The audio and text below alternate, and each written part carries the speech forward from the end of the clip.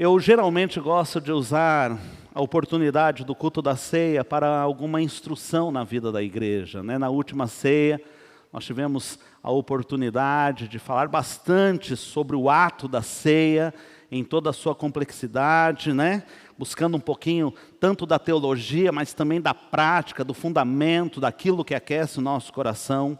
Hoje no culto pela manhã também tivemos ceia do Senhor, pastor Vandinho ministrou ali sobre oração. Vale a pena, você que não teve a oportunidade de estar aqui pela manhã, acessar o nosso YouTube, o nosso canal e ouvir dessa palavra poderosa que nós tivemos de oração.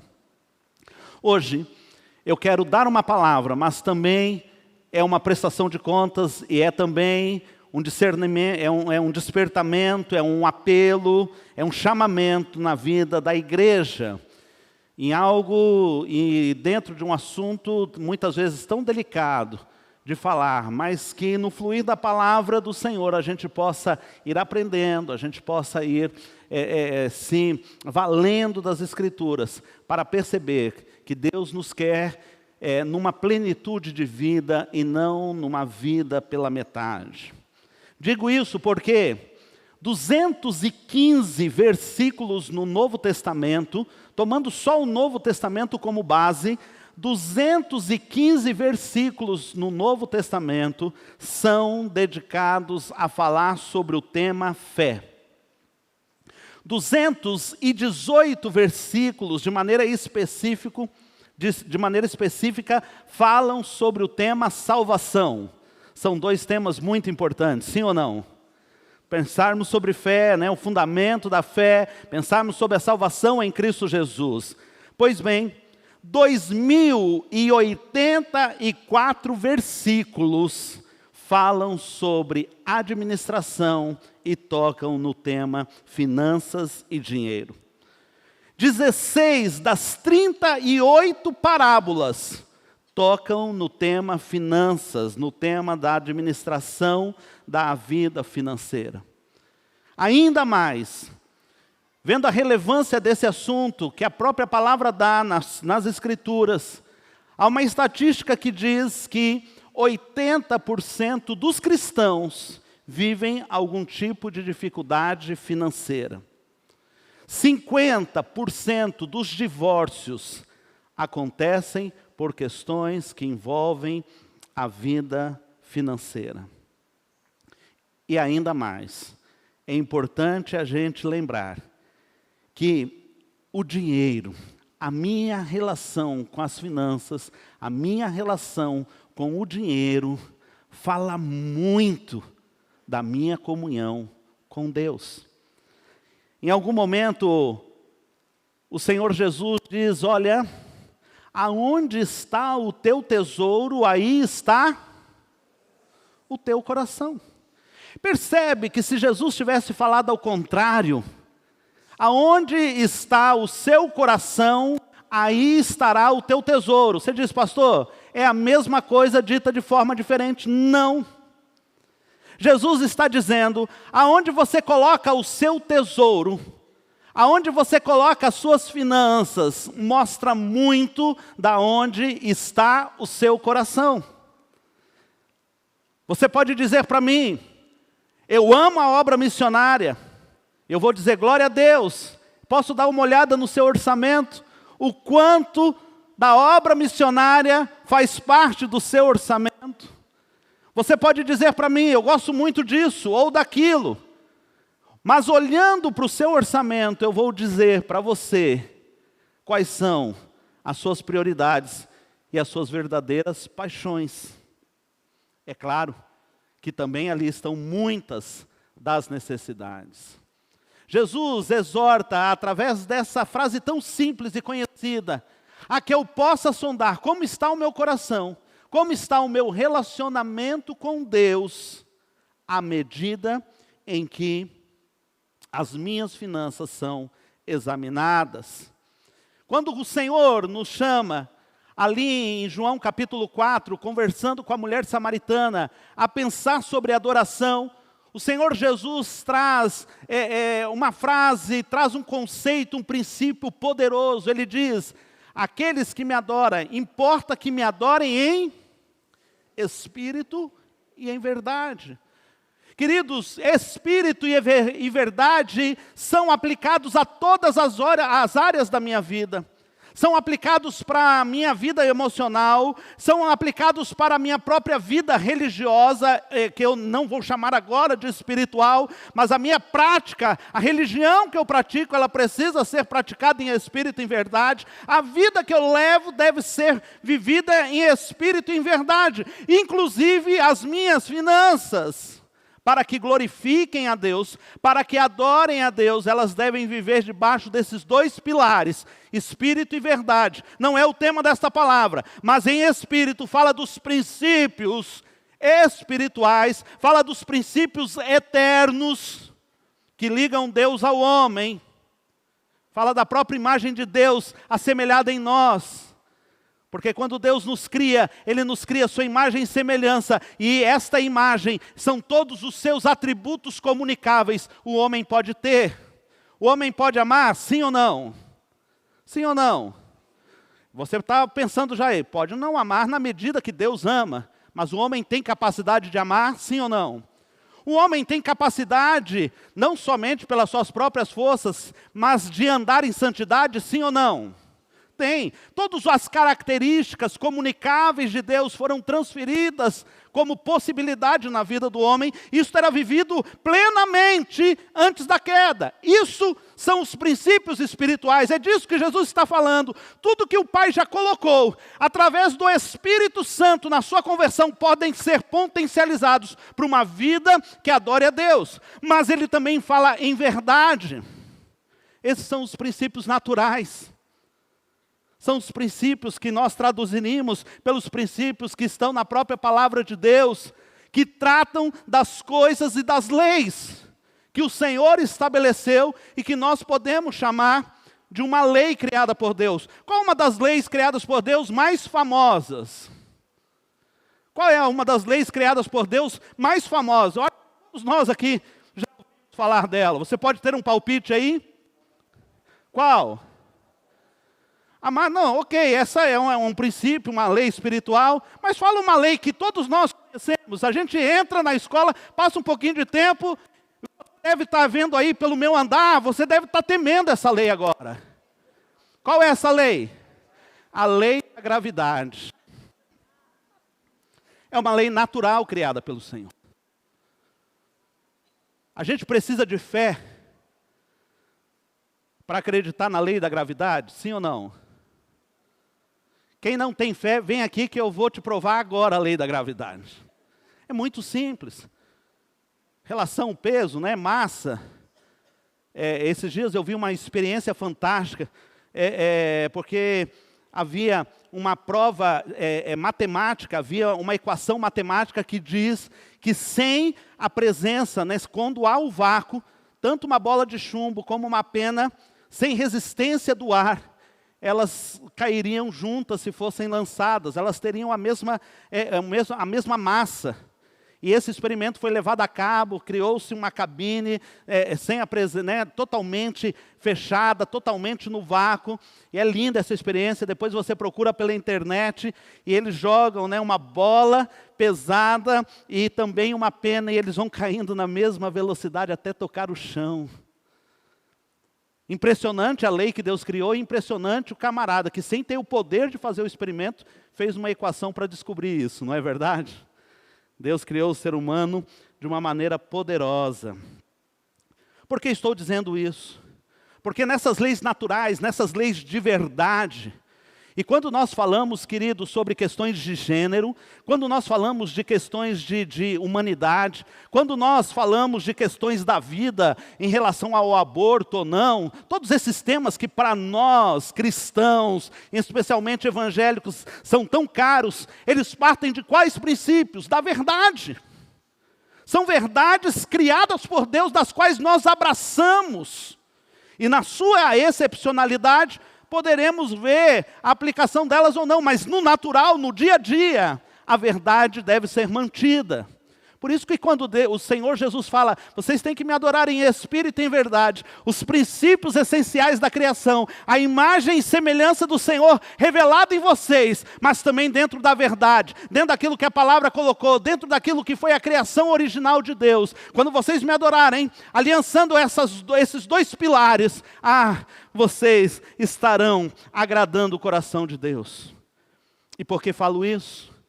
Porque também, para a vida financeira, o Senhor colocou algumas verdades, alguns princípios. Em relação ao mundo espiritual, a parte de utilização e deturpação do dinheiro propriamente dito, está ligado a um espírito maligno chamado na Bíblia de Mamon. Parabéns, é isso mesmo.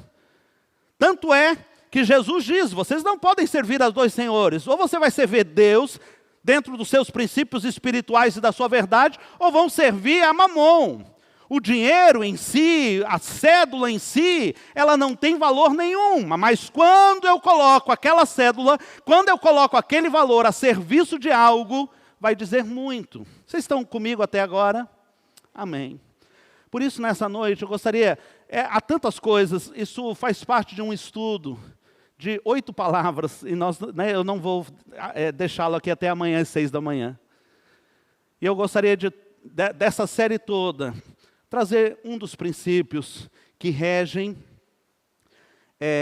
o mundo espiritual e as verdades de Deus a respeito de finanças e da utilização das nossas capacidades. E aqui, eu gostaria que você começasse gravando sobre 3 T's que o Senhor nos coloca para administrar. Todos nós teremos que prestar contas desses T's para Deus. Nossos talentos, nosso tempo e o nosso tesouro. Você pode dizer tempo, talentos e tesouros. Vamos lá? Tempo, talento e tesouros. Todos nós vamos prestar conta disso. A maneira como nós entendemos a nossa entrega para o Senhor aqui na PIBJC está baseada nisso. O nosso serviço, o nosso talento, o nosso tempo e os nossos tesouros ou o nosso tesouro.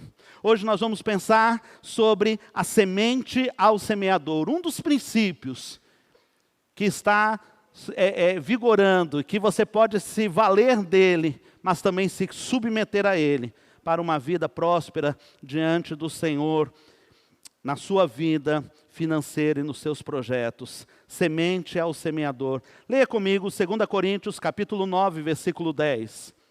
E Deus, que dá a semente para semear e o pão para comer, também dará a vocês todas as sementes que vocês precisam. Ele fará com que elas cresçam e deem uma grande colheita como resultado da generosidade de vocês. Amém? Primeiro, a palavra dá ela pode ser resumida. Pastor, preciso sair agora. Qual o resumo dessa palavra? O próximo slide vai nos mostrar. Semente para semear, pão para comer. Eu já falei disso alguns dias atrás. Vamos todos juntos? Semente e pão. Vamos novamente? Semente para semear, pão para comer. São 2 promessas que o Senhor tem dado para você nesse texto. Aquele que dá a semente para semear e o pão para também dará a vocês todas as sementes que vocês... Quantas sementes? Quantas sementes? Todas de acordo com a sua necessidade. E não de acordo com as suas vontades. O Senhor prometeu e vai poder, te dar no meio ali da sua caminhada, com certeza você vai ter ali aquela aguinha para beber. E o Senhor vai suprir as suas necessidades. Mas aí você encontra a água e você diz, Senhor, que bom essa água aqui, mas ela não é uma Perrier, né? Ela não é uma água... Puxa vida, né? O Senhor não falou de satisfazer os seus mimos. E olha que Ele satisfaz. E olha que muitas vezes ele se coloca como esse galardoador até desses mimos que muitas vezes recebemos na vida. Mas ele está comprometido com as suas necessidades. Eu quero que você entenda nessa noite de que, a não ser em tempos excepcionais, as suas necessidades serão supridas em Cristo Jesus. Você pode dizer amém? Se você está passando por algum drama nesta área de provisão, eu quero te dizer em nome do Senhor Jesus, você pode dizer aí pela fé, baseado na palavra do Senhor, o Senhor é a minha provisão. O Senhor é o meu pastor e nada me faltará. Deitar-me faz em verdes pastos, guia-me mansamente às águas tranquilas, refrigera a minha alma, guia-me pelas veredas da justiça, ainda que eu ande pelo vale da sombra da morte, não temerei mal algum, porque tu estás comigo, a tua vara, o teu cajado me consolam. Preparas uma mesa perante mim, na presença dos meus inimigos, o meu cálice transborda. Certamente que a bondade, a misericórdia do Senhor me seguirão todos os dias da minha vida, e eu habitarei na casa do Senhor por longos dias. Diga amém. Este é um dos salmos que fala da provisão do Senhor. É apenas um dos que você conhece. Eleva os meus olhos para os montes, de onde me virá o socorro? O meu socorro vem do Senhor, que fez os céus e a terra. Ele não deixará vacilar o teu pé. Aquele que te guarda não tosquenejará. Eis que não dormitará, nem dormirá o guarda de Israel. Ele é a tua sombra, a tua direita. Ele guardará a tua entrada, a tua saída, desde agora e para sempre. A palavra do Senhor está repleta de que a sua provisão está no Senhor. E nós precisamos entender que quando há uma quebra, há uma falha nisso, algumas coisas podem estar novamente. Não vamos conseguir abranger tudo, mas no princípio da semente, nós entendemos que semente é oferta. E oferta no sentido de liberalidade. Oferta no sentido de entrega. Quando você pensar na palavra bíblica a respeito de semente, você está falando sobre entrega. Eu já falei em outras vezes, eu penso que foram um dos primeiros sermões que eu preguei aqui, falando de maneira específica a respeito... Obrigado, amor. Você que está na internet, é aqui que nós estamos? Não. Você que está na internet, eu não chamo todas as irmãs assim de amor, tá? É a minha esposa. Vocês que são daqui de casa, vocês sabem, né? Mas quem está lá do outro lado, que pastor assanhado é esse?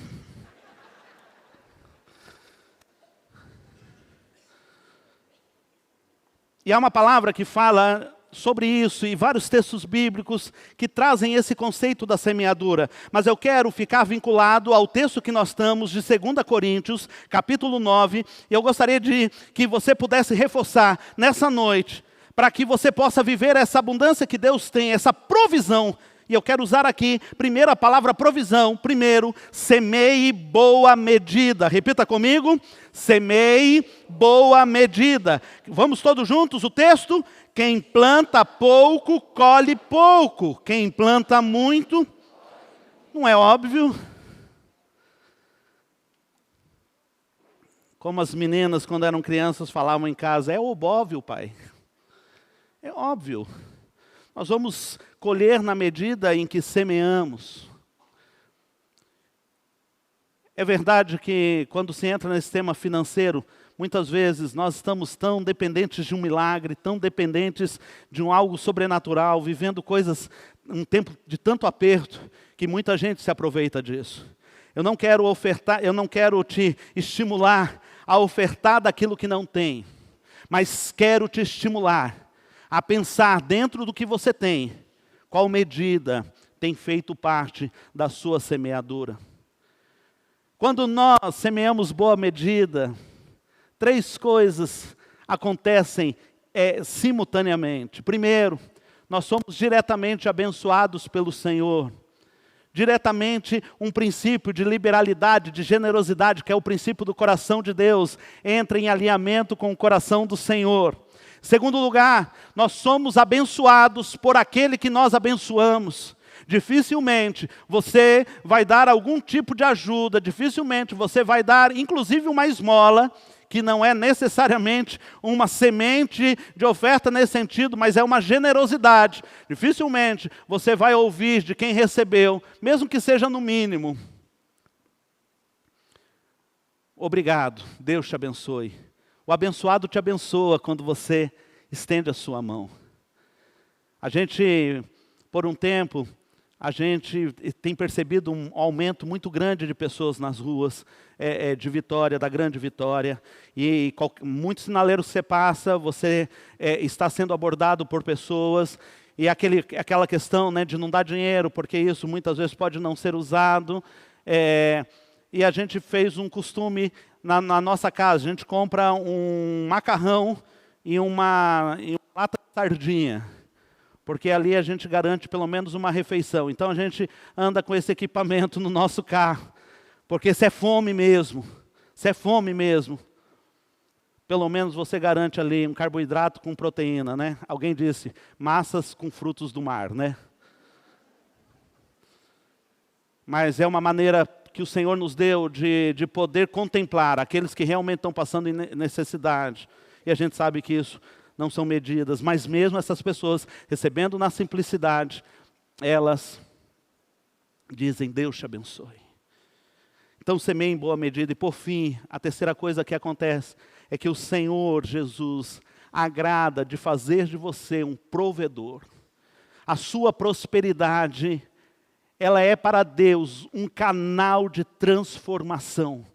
A sua prosperidade não está vinculada ao carro que você vai poder comprar, não está vinculada ao tipo de casa que você vai poder ter, mas ao tipo de abençoador que você está se tornando. Por isso, sempre lembre, o Senhor está me fazendo prosperar, e isso tem um propósito. E na sua pequena prosperidade, eu não estou falando aos ricos, estou falando à igreja, revestida do Senhor, mesmo que seja aos seus olhos uma pequena prosperidade, semeie numa proporção abençoadora.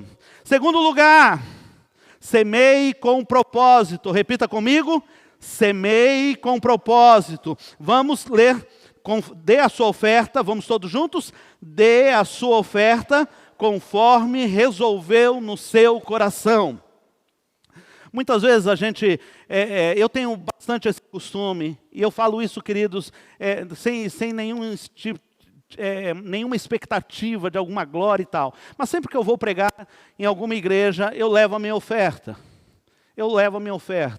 Uma das coisas que eu tenho sentido incomodado, como a gente tem feito muitas transações financeiras, né, já entregamos os nossos dízimos, as nossas ofertas direto pela transação financeira e mantamos lá pelo WhatsApp do financeiro. Eu tenho vindo pouco com meus envelopes aqui. E eu quero voltar a imprimir, só para ter o privilégio de levantar e participar do culto.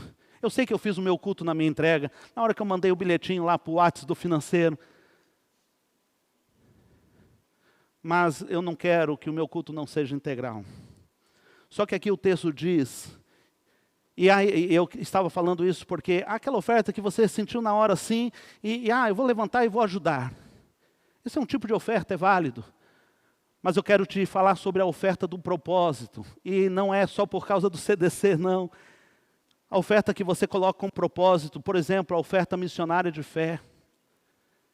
De fazer valer o empreendimento missionário, de avançar o reino. Não, olha, não vou passar um mês sem fazer a minha generosidade, sem trazer a minha cesta, sem ajudar nas mãos cheias. O Senhor está me prosperando mais, está colocando mais na minha mão, eu vou aumentar. Mas faça ofertas de propósito. O texto diz, conforme resolveu, conforme deliberou no seu coração. Faça oferta com propósito. E aqui eu quero contar uma experiência muito linda. Em primeiro lugar, eu sinto que nós estamos muito distantes. Esses dias eu estava conversando com alguns amigos, eles falam, como que está aí na PIBJC? Eu falo, olha, algumas coisas eu ainda não consegui transferir o meu coração da maneira como eu gostaria. E uma dessas áreas é a área missionária. Era para a gente estar fazendo muito mais e muito mais forte. É uma área que a gente precisa avançar muito, se entregar muito. E eu quero falar de uma família uma família com muita prosperidade. E que eles resolveram, a gente fazia anualmente a renovação dos propósitos da oferta missionária. E naquele ano, era um ano há muito tempo, tá? Essa família decidiu que eles queriam investir R$ 800 por mês na obra missionária. Essa seria a oferta missionária de fé deles. E representava para aquela família algo significativo, um desafio, mas algo realmente que eles tinham condições de fazer. Só que eles me procuraram. Eles falaram, pastor, eu quero multiplicar a minha oferta. E Deus me deu uma estratégia, eu queria compartilhar e pedir a sua permissão. Olha a estratégia. Pastor, nós não vamos entregar os R$ 800. Nós vamos comprar esses R$ 800, nós vamos comprar o material. E nós vamos junto com a nossa célula, lá nós chamávamos pequeno grupo, nós vamos juntos com o nosso pequeno grupo fazer um almoço todo mês na igreja. E aquele R$ 800 começou a ser multiplicado para 3, para 4, para 5 mil reais. Porque eles não estavam contentes apenas em depositar uma semente. Eles queriam espalhar e multiplicar a semente. E olha como isso é poderoso e olha como isso é engenhoso. Então todos os meses, durante 3 anos seguidos, eles ofertavam comprando todo o material. A célula se reunia, fazia o almoço, vendia os ingressos e a sua oferta era multiplicada. Propósito. Se eu falar das coisas, e não foi por causa disso, mas se eu falar das coisas espetaculares que a gente vê Deus fazendo na vida e através da vida dessa família, você ficaria admirado. Semeie com alegria, repita comigo, semeie com alegria, diz o texto.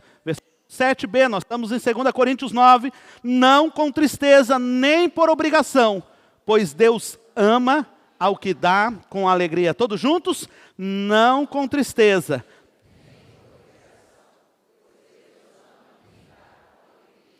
E aqui eu tenho que explicar uma coisa para você. Nós estamos, a pessoa que está dirigindo o culto, e é interessante, irmãos, que eu vou contar uma experiência aqui. A gente conversou com a Sara e a gente está mudando a maneira de dirigir o culto da manhã. A gente sempre tem o dirigente, o pregador e a equipe de louvor. E eu desafiei a Sara, fale com os ministros da equipe da manhã, que eles vão fazer a direção do culto, né, que é um culto mais simples, mais compacto. Eles já vão fazer a direção do culto e passar a palavra para o pregador.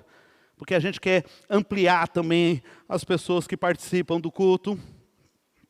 E é interessante, não aconteceu aqui, mais uma vez, dentro dessa mesma ideia, alguém tinha que, um dos membros da igreja tinha que dirigir essa parte do culto, porque inclui o ofertório, e a pessoa disse, olha, irmão, nós temos que contribuir agora, porque tem as contas do mês, e a gente tem que pagar as contas aí do mês, tem a luz, a água.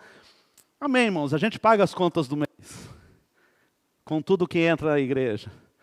Mas a gente não está aqui numa comunidade rateando as despesas da casa. Nós estamos avançando.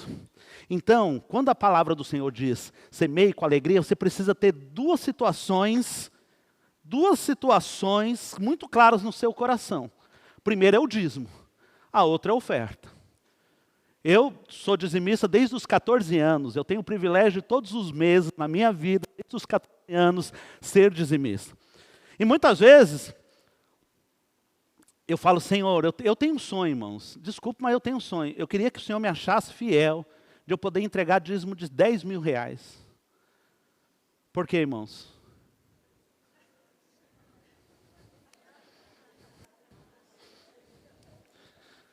Mas o Senhor ainda não me achou fiel. Mas na medida que Ele me achou, eu estou avançando.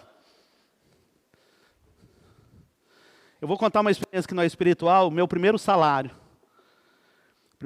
Porque meu pai que me ensinou a ser dizimista, e eu vejo isso na vida dos meus filhos acontecendo, e isso me enche o coração de alegria. Meu pai sempre foi um dizimista, e ele me ensinou, a primeira coisa que você faz, separa o seu dízimo, e realmente, eu separei o meu dízimo. Hoje, o valor do sustento, muitas vezes bate na minha conta, não dá nem 5 minutos, eu já volto. A primeira coisa para mim é o dízimo. No meu primeiro salário, eu fui lá, separei meu dízimo, daí eu fui... Como que era o nome do mercado? Depois passou a ser Extra. Não sei o nome do mercado. Daí eu fui e comprei um disco do Júlio Iglesias. Então, ao mesmo tempo que eu fui dizimista, eu fui um cara romântico. Eu lancei essa semente, amor, você está colhendo hoje. Por isso você tem essa vidinha de princesa aí. Ei, irmãos, vocês podiam ter saído daqui sem essa, né? Por quê? Porque o dízimo não tem negociação. Vou entregar com oposição ou não? Com vontade ou sem vontade? Você fala, não vou entregar meu dízimo não estou muito feliz de entregar o meu dízimo. Vai, meu irmão, vai lá e entrega. Repreende o capiroto, fala, sai para lá encardido, esse aqui é do Senhor. Porque o meu coração é fiel igual o coração do Deus, amém? Agora, oferta. Você saiu do seu lugar. E aquele dia você falou assim, puxa, essa é a oferta. Mas se no meio do caminho, em nome do Senhor Jesus, eu quero te dizer isso. Você falar, puxa vida, mas esse dinheirinho aqui dava para pizza no final do culto, né? Daí eu queria te incentivar. Ou você luta e traz alegria ao coração. Ou você volta para o seu lugar. Porque a oferta, ela precisa ter propósito, mas ela precisa ter alegria. Ela precisa ter contentamento. Dízimo eu dou na obediência.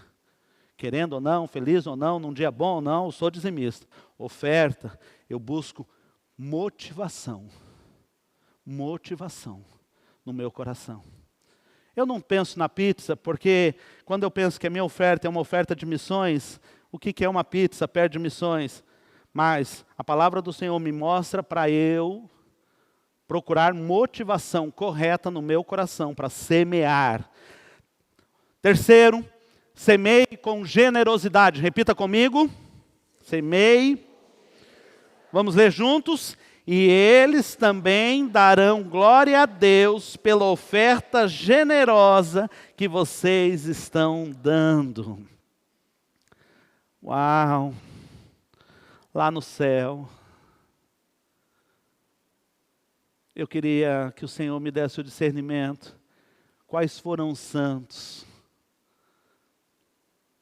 que puseram no seu coração ofertar financeira e ofertar a sua própria vida, para um dia, num lugar muito diferente do que é hoje, atravessarem o Brasil, pegando a bacia do Paraná e depois indo pela bacia do Rio Paraguai, para chegar numa cidade chamada Bela Vista, divisa com o Paraguai.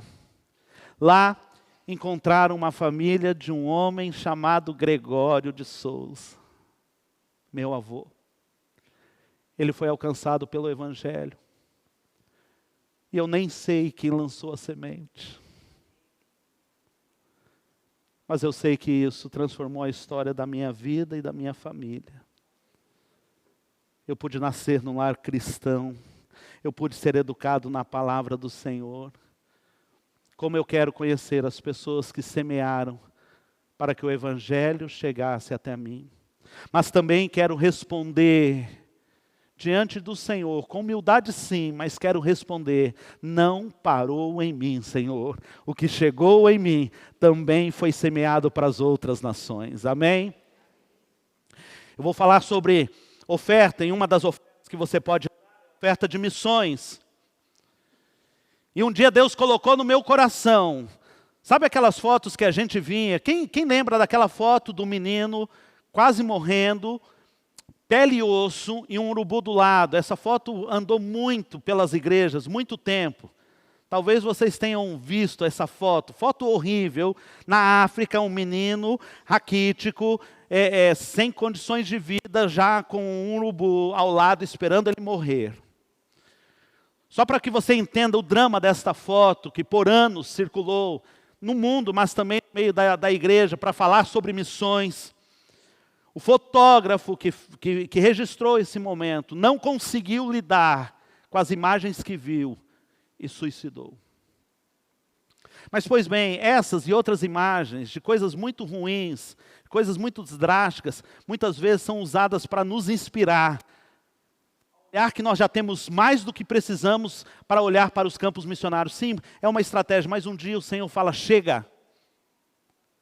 E naquele tempo, naquele ano, o Senhor falou assim, nessa feira, nessa conferência missionária, não vai haver nenhum tipo dessa imagem. Eu não quero que o meu povo seja sensibilizado por essa imagem. Ou vocês entendem, ou vocês vão olhar e entender a dimensão do que é fazer missões. Ou não estou neste negócio. É um legado, é um avanço, é um chamado, é uma obrigação. Só a igreja tem poder de fazer mudanças relativamente poderosas na vida de uma sociedade. Quando o evangelho chega, muito da miséria sai. Os primeiros trabalhos aonde eu atuei como pastor ali, começando o meu ministério, seminarista, um pouquinho antes de ser ordenado, eram lugares miseráveis. Passei ali pelo menos 12 a 14 anos, precisamente, em lugares muito difíceis, de muita miséria. Mas o poder do evangelho é transformador. E vi tantas situações mudadas. Não é asfalto que chega no bairro que muda o bairro, queridos. É a igreja do Senhor Jesus que muda a realidade dos lugares. Semeie com generosidade. Seja uma oferta para um alimento, seja uma oferta missionária. Seja generoso no seu coração. E muitos vão dar glórias a Deus por aquilo que você está semeando. Por fim, pensando na oferta e pensando no texto, a conclusão é muito simples. Quem come a semente hoje, não terá o pão amanhã. Você pode repetir comigo? Quem come a semente hoje, o Senhor te dá duas coisas, Ele te garante que Ele te dá duas coisas. Quais são as duas coisas que Deus vai te dar? Aprendemos lá no começo da mensagem. O Senhor vai me dar o quê? Semente e pão. Vamos repetir? Semente e pão. Pão você come, semente você não pode comer. Porque se você come a semente, você não tem o que colher e não tem o pão no futuro. Eu quero fazer aqui, antes de ir para a conclusão, quero fazer aqui um parênteses. E agora é como, para a nossa igreja, também um relatório, para que você entenda algumas coisas tão importantes que nós estamos vivendo. Pode passar o próximo slide e permaneça com ele. Eu quero falar um pouquinho do nosso projeto, dessa casa que nós estamos. E de como a sua oferta já está fazendo a diferença, mas também te dizer o quanto precisa e quanto precisamos como igreja, melhor dizendo, de que você entre nesta visão de uma maneira efetiva e contínua. Quero te apresentar os números do CDC. Há 3 grandes desafios que nós temos em relação ao CDC. Pode passar o próximo slide. O primeiro desafio são as parcelas mensais. Repita comigo, parcelas mensais. O segundo desafio é a quitação da entrada. Diga comigo. E o terceiro desafio, manutenção e melhorias. Esses são 3 desafios permanentes para os próximos anos na nossa história como igreja. Como igreja, reunidos em assembleia, debaixo de muita oração, numa decisão que na realidade foi tomada até anteriormente ao estar aqui, que era de construir o CDC, ainda sob a liderança do pastor Juarez. A igreja já havia decidido, o que eu fiz apenas foi dar continuidade, junto com a igreja, assumirmos esse grande desafio. Mas há 7, agora mais, 9 anos atrás, nós estávamos como igreja decidindo de que queríamos ser uma igreja para a cidade e de uma igreja para a nação, e que isso dependeria de um novo espaço para que pudesse abrigar o tamanho dos nossos sonhos. Hoje nós convivemos com esses 3 desafios que nós geramos em Deus. E eu gostaria só de passar alguns dados importantes para você. O primeiro desafio são as parcelas mensais. Já pagamos 20 das 180 parcelas mensais, você pode dar um glória a Deus. Tem que aplaudir, querido. Glórias a Deus, 20 das 180 parcelas já foram pagas. Eu quero te dizer que elas foram pagas pontualmente. O Senhor entrou com a sua provisão durante todos esses 20 meses, do primeiro pagamento, lá em janeiro de 2021, até hoje, o Senhor tem nos sustentado e nos suprido. Para que a gente pudesse compor os pagamentos de cada uma das parcelas, em assembleia também nós decidimos pela oferta do propósito. Nós decidimos que cada um de nós poderia dar um pouco da sua oferta permanente para que a gente pudesse compor. Bem, o alvo mensal para compor o pagamento da oferta era R$80 mil. Lembre-se, não é a parcela toda, porque a parcela na época era 136 mil. O resto viria do quê? Viria do esforço, da economia do aluguel, né, que nós pagávamos aqui, mais um esforço financeiro, mais gestão, e aí a gente ia avançando. A cada ano, não chegamos no 80 em nenhum dos meses da oferta do propósito. Em 2021, nós recebemos cerca de propósitos escritos, cerca de 40 mil, metade do valor que a gente precisava. Mas o cumprimento ficou em 34 mil, tá? Esse casinho aí hoje todo mundo já sabe do que se trata, né? Quando a gente quer economizar para falar 1.000. Então, nós tivemos no ano de 2021, durante o ano todo, somando uma média de R$34 mil, entrando no caixa da igreja e aportando para que a gente pudesse pagar as parcelas. Nesse ano de 2022, a notícia não é tão boa, né? Nós estamos com uma média de 19 mil. Guerreiros que estão aí ainda mantendo o seu posto, né, dentro dessa oferta. Você fala assim, pastor, a conta não fecha. A conta não fecha. Se nós temos uma parcela de cerca de 140 mil, e a gente não está arrecadando nem metade do que era o alvo, como que está sendo feito isso? Primeiro, a mão do Senhor provendo. Amém? Segundo, a gente está fazendo todos os ajustes. Você já percebeu o tamanho desse desafio? Então, em termos de gestão, nós estamos fazendo todos os ajustes necessários. O que nós podemos testemunhar hoje é que o Senhor tem sido fiel, né, para com os pagamentos, mas muito mais precisa acontecer. Então, a primeira oração que eu quero que você faça é sobre se engajar na oferta do propósito. Segundo, quitação da entrada.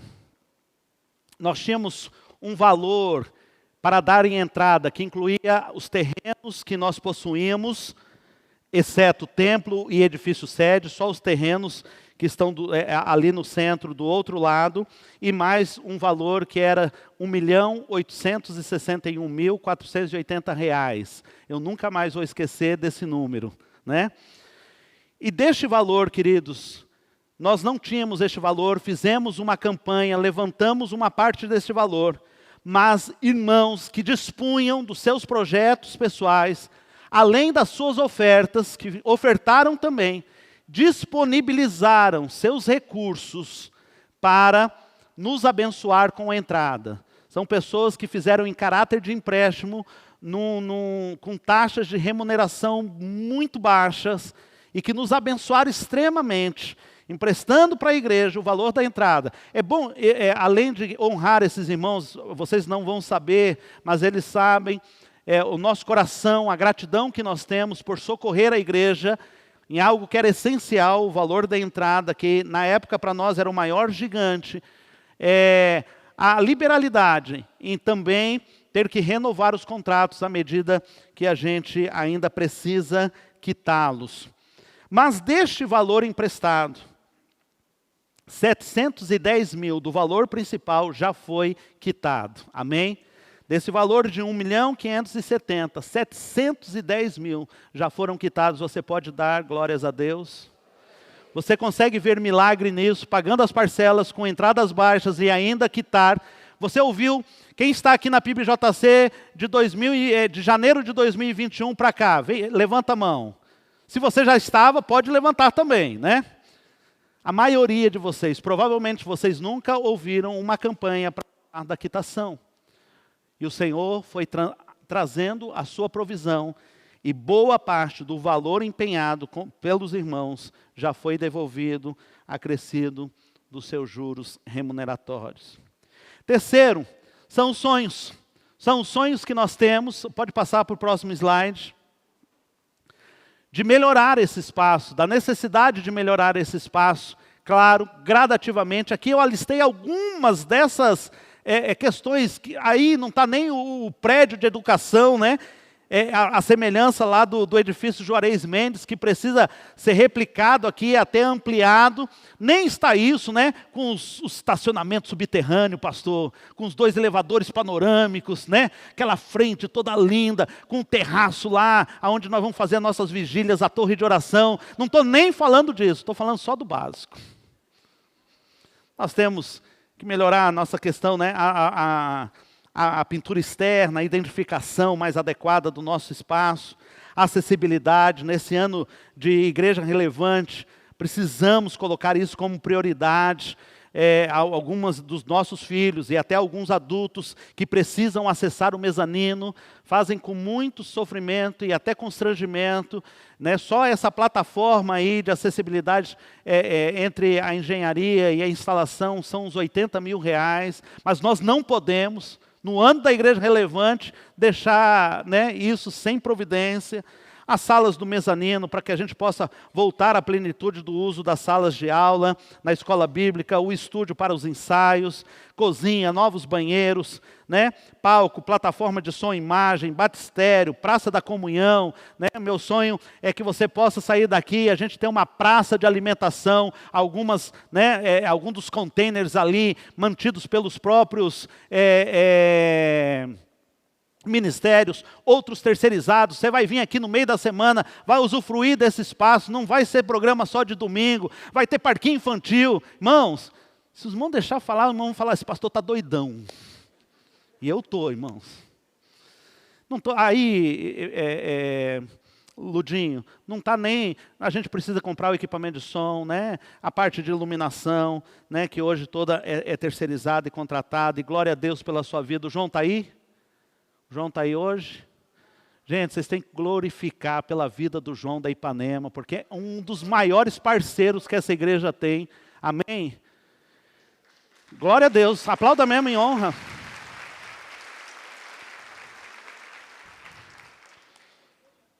A gente reconhece, viu, João, que você faz em termos de custos para a gente, não significa o que deveria ser mesmo. E a gente louva a Deus porque você tem sido um instrumento de Deus. Só aí seriam mais de R$600 mil, né? Como vencer esse grande desafio? Pode passar o próximo slide. Esses 3 grandes desafios. Quero te dizer que nós já temos todas as ferramentas na mão. Quero te dar uma boa notícia. Nós já temos esse dinheiro todo. Amém? E eu queria que você contasse um segredo para a pessoa que está próxima a você. Diga, olha, está aí com você.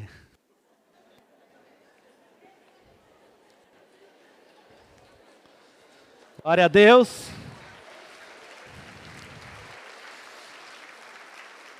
Vamos fazer, a gente podia fazer um teste aqui hoje.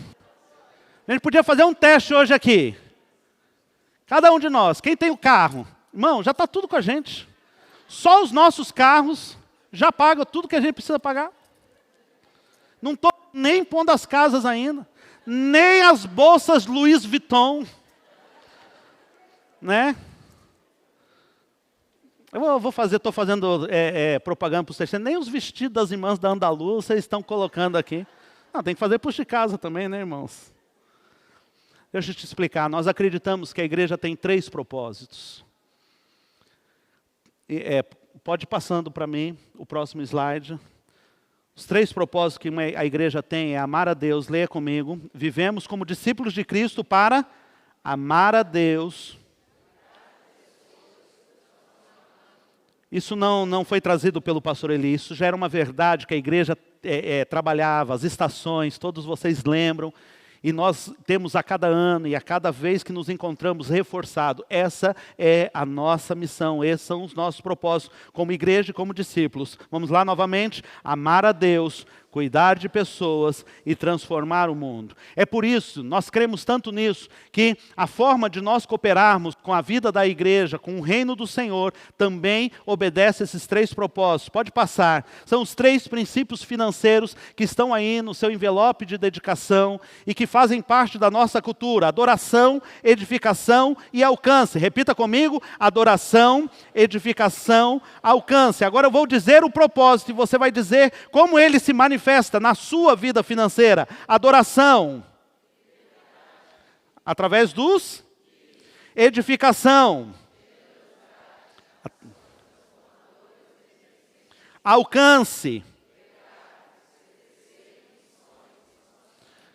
Minha oração é que você possa alcançar o nível de maturidade e também de desembaraço financeiro. Essa noite não vai ter apelo para ninguém preencher ficha, cartão. Essa noite o apelo é que caiba no seu orçamento algo que reflita o propósito de Deus para a sua vida. O princípio da fidelidade através dos dízimos, a adoração a Deus, o princípio da generosidade, cuidar das pessoas, transformar realidades de pessoas que estão em estado vulnerável, a generosidade, a edificação e o alcance, o legado, aquilo que nós vamos construir para as próximas gerações. E eu quero te dizer, o CDC é muito pequeno perto de tudo o que Deus quer fazer através da vida dessa igreja. Não é o CDC pelo CDC, o CDC é só a prova, é só o Jordão que nós temos que atravessar, queridos. O Mar Vermelho a gente já atravessou.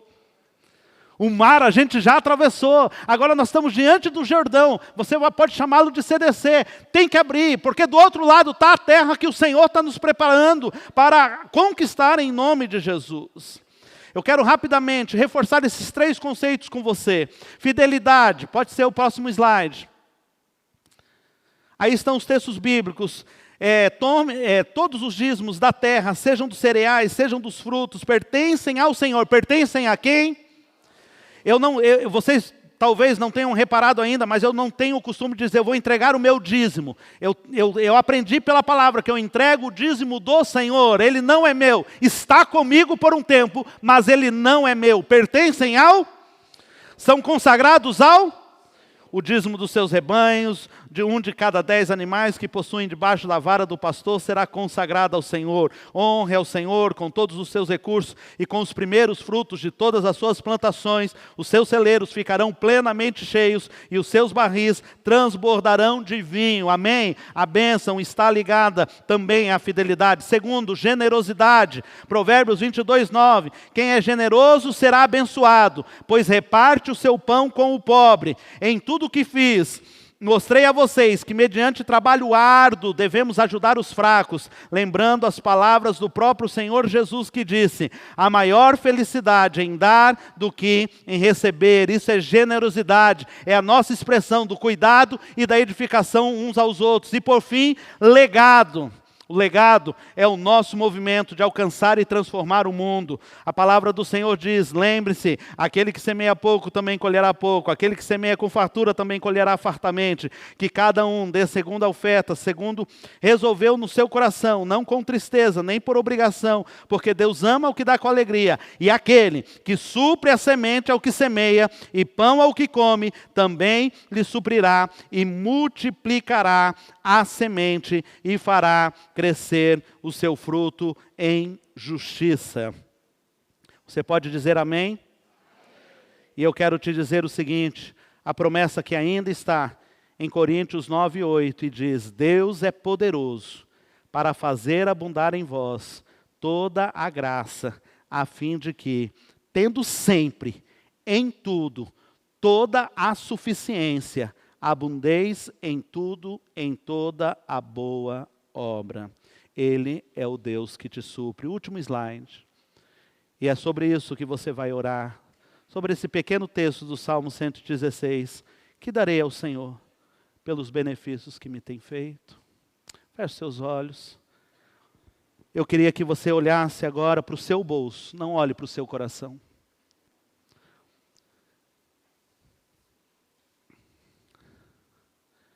Por quê, pastor? E coisa esquisita é essa, olhar para o meu bolso? Sim. Olhe para o seu orçamento. No seu orçamento tem espaço para adoração, fidelidade a Deus, você é um dizimista? No seu orçamento tem espaço para generosidade, para fazer o bem, para transformar? A igreja, de tudo o que você entrega em dízimos, isso é estatística, isso é número, 10% é o que a igreja tem investido nos seus projetos sociais, através do CAS e da ABES. Essa igreja, ela é por natureza uma igreja generosa para com as pessoas. Há espaço no seu orçamento, examina o seu bolso. Há espaço no seu orçamento para investir no reino, para que ele avance, para que o CDC a cada dia mais se torne um peso, para que a gente possa fazer as coisas que precisam ser feitas, para que haja espaço para oferta missionária, para que a gente possa avançar, para que lá do outro lado do mundo, pessoas que a gente nunca vai ver, possam um dia testemunhar, alguém um dia semeou aqui.